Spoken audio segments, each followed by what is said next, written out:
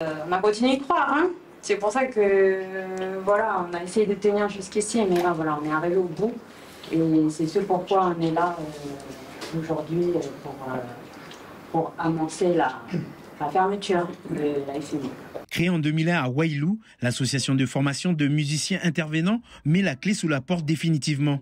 Après 24 années de service, aujourd'hui 29 salariés se sont réunis pour découvrir leur plan social. Par rapport aux remontées des parents, des enfants avec qui on l'a formé, je pense que ça a été ce côté positif. Par contre, au niveau, c'est vrai, d'entendre que l'association va se dissoudre d'ici quelques jours, c'est vrai que ça fait un petit pincement au cœur quand même par rapport à ça. Par rapport à ce travail, au niveau de la culture, et c'est surtout au niveau de l'enseignement de la musique. Voilà. C'est surtout ça qui me chagrine un peu. Voilà. En 2024, le budget de la FMI est estimé à 240 millions de francs.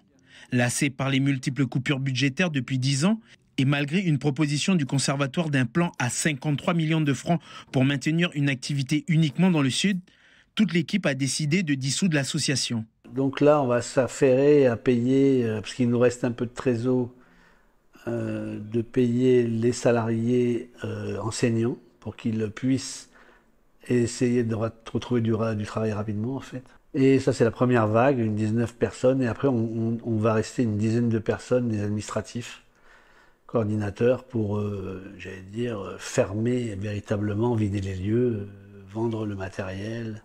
La disparition de cet outil d'intérêt public signifie la fermeture de 8 antennes à Koumak, Wailou, Poindimié, Koné, Bourail, Lafoi, Païta, Mandor.